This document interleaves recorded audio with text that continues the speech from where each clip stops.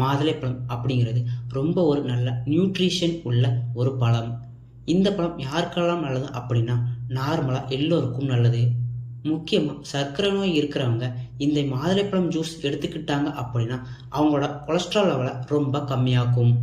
இரத்தத்தோட சர்க்கரை அளவை சீராக வைத்திருக்கும். டைப் 2 சர்க்கரை நோய் இருக்கிறவங்களுக்கு மிகவும் நல்லது மாதுளை ஜூஸ்.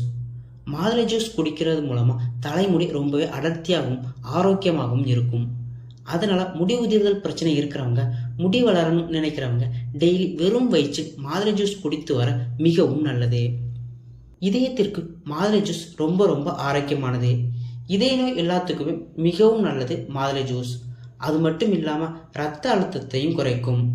இரத்த குழாயில் ஏற்பட்டு இருக்க அடைப்பு எல்லாத்தையும் சரி செய்யும் பண்பு இந்த மாதுளை ஜூஸுக்கு உண்டு.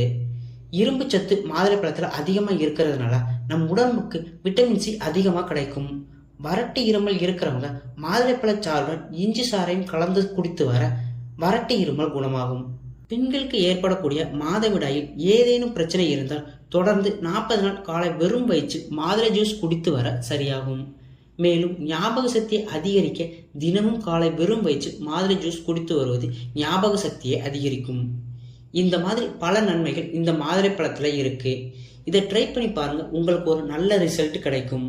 இந்த மாதிரியான ஹெல்த் அண்ட் பியூட்டி டிப்ஸ் பற்றி தெரிஞ்சுக்கணும்னா ரிஷ்மா ஹெல்த் அண்ட் பியூட்டி சேனலை சப்ஸ்கிரைப் பண்ணுங்க.